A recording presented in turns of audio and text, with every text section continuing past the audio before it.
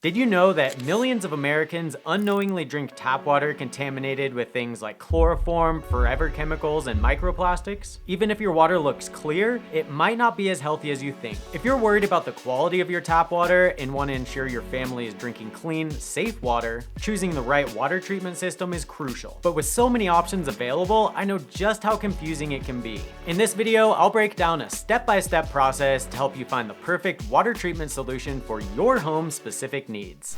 First up, you gotta understand your water and what it contains. I wouldn't buy medication to treat a health issue if I didn't know exactly what the issue was. The same goes for water filters. Don't just buy a random filter and hope it'll remove contaminants in your water without actually knowing what's in there. Okay, so what can you do about it? Start by asking yourself these questions. First, ask yourself about the water source. Do you have city water or well water? You probably already know the answer to this question. Most city water comes from a surface water source like a river or a reservoir, although there are some exceptions, so make sure to check your water provider's website to be sure. The reason why it's important to differentiate here is that surface water quality can be completely different from groundwater quality, and they typically contain different contaminants that need to be targeted with different treatment methods. The EPA provides a good list of common well water contaminants and their sources, including things like microorganisms, nitrate and nitrite, heavy metals, organic chemicals, radionuclides, and fluoride. In contrast, municipally treated water poses risk with a completely different set of contaminants, including lead, pharmaceuticals, and disinfection byproducts.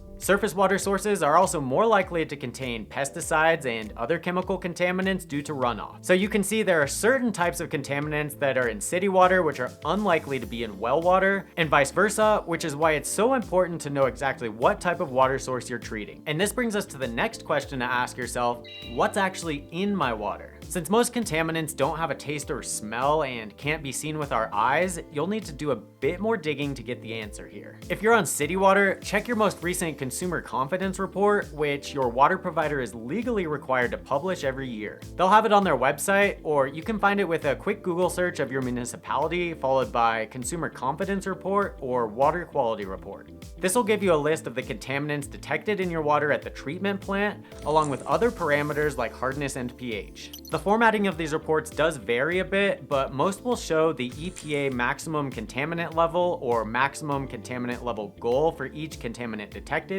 so you can compare this with the actual concentration detected in your water.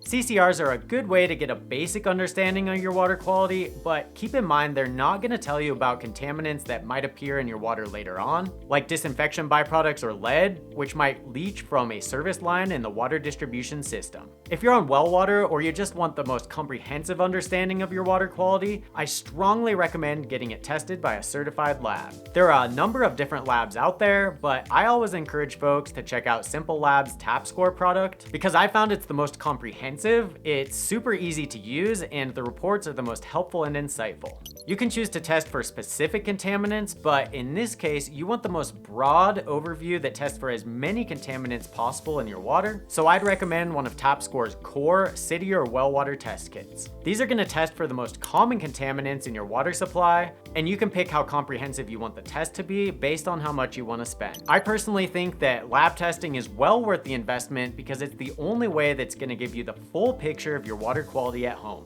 And it's essential if you're on a private well because your water isn't publicly treated, so you won't have access to a consumer confidence report. So that's everything you need to know about your water quality. Now it's time to determine your why. The goal here is to consider why exactly you want to filter your water. There could be a few reasons for this, and the most common I hear from folks are my water tastes bad, and I'm concerned about X contaminant with possible health effects. Your health is the most important thing, so if you don't want to drink water that contains even trace amounts of contaminants with possible health effects, even if the EPA says they're safe in low concentrations, I don't blame you at all. You're especially going to want to filter out the bad stuff if you have a weakened immune system or are more at risk of getting sick from your water. Lead, nitrate, arsenic, and disinfection byproducts are all extremely common in drinking water. Once you know what your water contains, you can research the different contaminants and their possible health effects.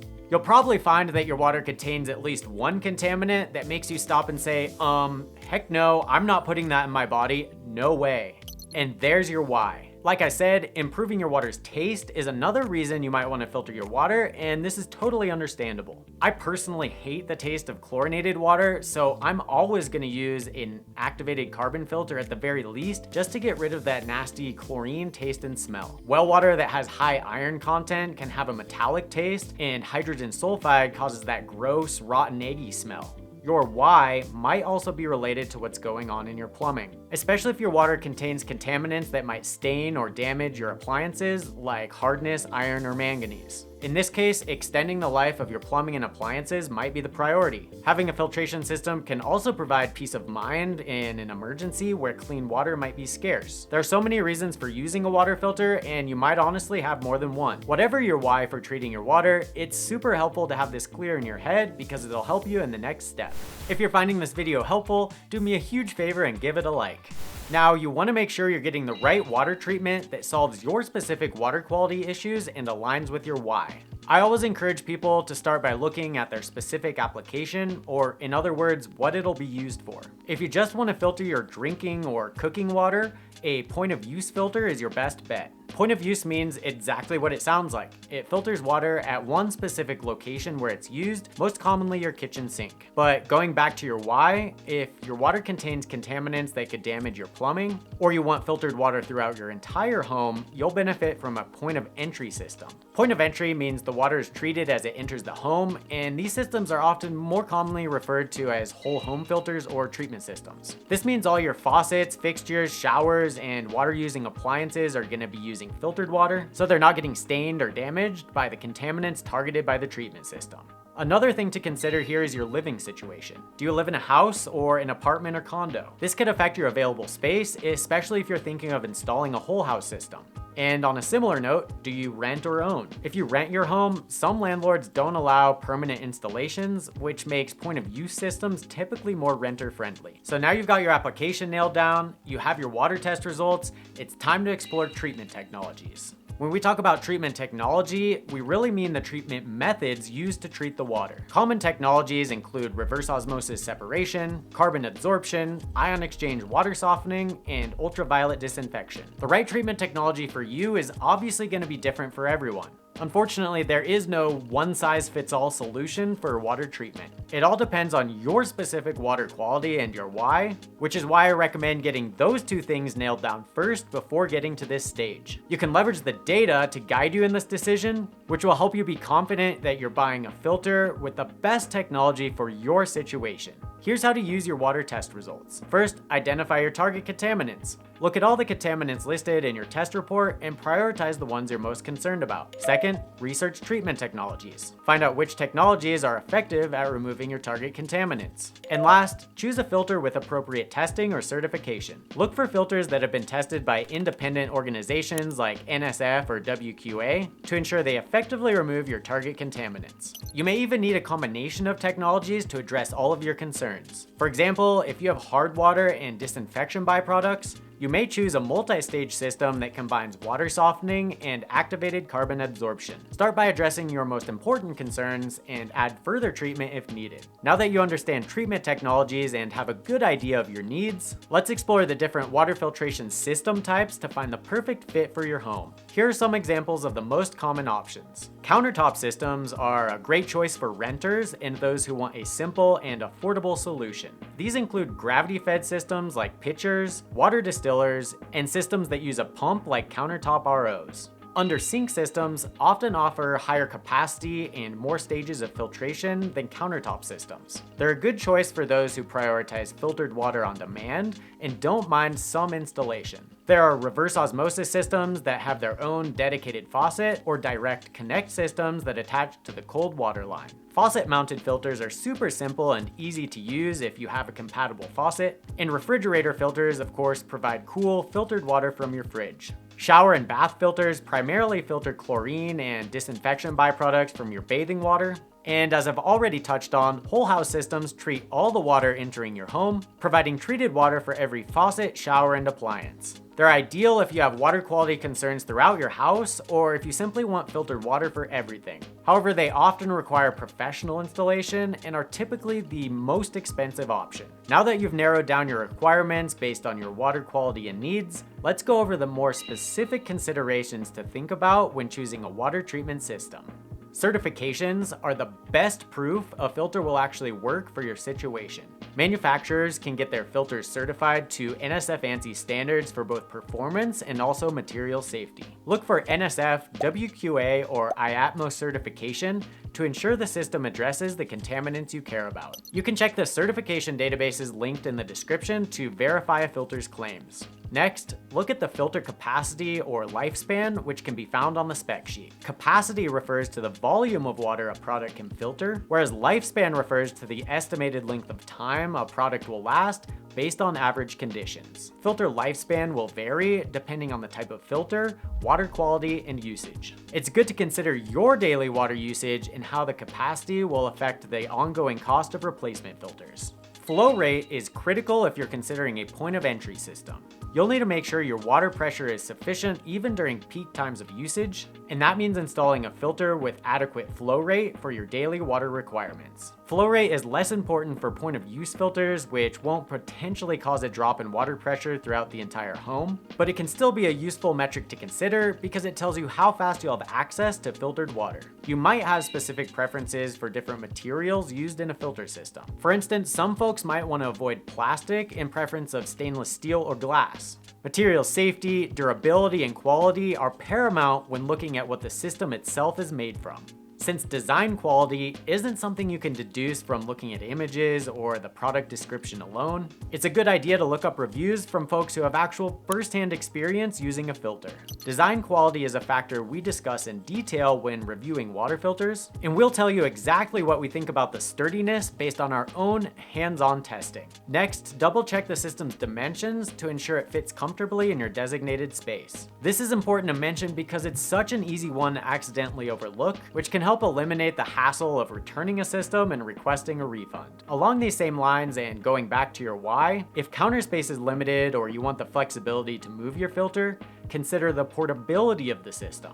And regardless of the system you buy, it's most likely going to require some maintenance like changing the filters. The type of system you buy will determine the number of filters you have to replace and how often. And again, you're not going to know exactly how difficult or easy it is to replace the filters unless you read reviews from folks who have actually done this themselves. It's also good to look into the availability of the filters the system requires, because a great filter with hard-to-find replacements can be frustrating in the long run. So you'll also want to consider the environmental impact of the systems you've identified. Some technologies produce wastewater as an unavoidable part of the treatment process. For example, reverse osmosis systems will have reject water with concentrated contaminants, while some whole home filters and ion exchange water softeners need to backwash to refresh their media.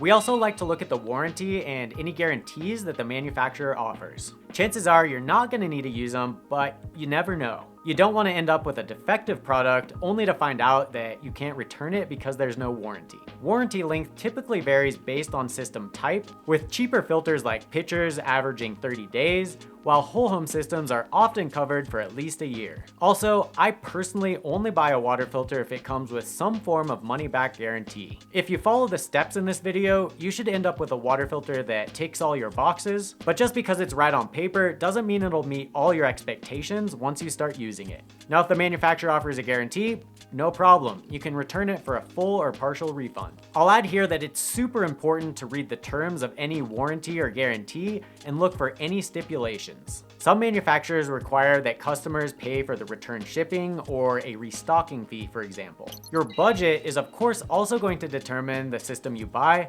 but don't only think about how much you can afford to spend up front. For systems that require complicated install, you might also need to pay for professional installation, which could add another couple $100s onto your initial bill. Then there are the ongoing maintenance costs, which vary depending on the system type and technology. Something super interesting that I learned from my own personal testing is that the cheapest systems to buy up front are rarely the cheapest to maintain long term. For example, the zero water pitcher costs less than $50 up front, but I calculated the ongoing maintenance cost at 70 cents a gallon. Now, if we compare that to the Arkin U1, this reverse osmosis system costs $750 up front, which is over 18 times the price of the zero water pitcher. But its ongoing maintenance cost is less than 10 cents per gallon, making it over 8 times cheaper to maintain. You might still prefer to buy the pitcher, but I just wanted to highlight the importance of considering the ongoing maintenance costs when trying to make a budget-conscious decision.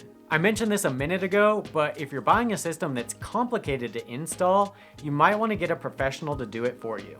It might be worth the extra cost to avoid a potentially expensive mistake. I generally say that point-of-use systems are pretty DIY friendly, but this depends on the system type. For instance, some folks may prefer to hire a professional to install an under-sink reverse osmosis system, which are a bit more complex. My advice is to read through the user manual before you buy the system, because it'll help you determine how difficult the install will be and if there are any specific requirements like electrical connections or drain lines. Finally, while not essential for everyone, some advanced systems offer smart features like filter change reminders, app connectivity, and automatic leak prevention. Think about if these features would be valuable to you and if you'd be willing to pay a premium for them. So that's it. I hope you're feeling more confident and empowered to make an informed decision about your water treatment needs. There are additional resources for you in the description, and you can also check out our extensive library of all the water filters we've tested so far. Click or tap to keep watching now.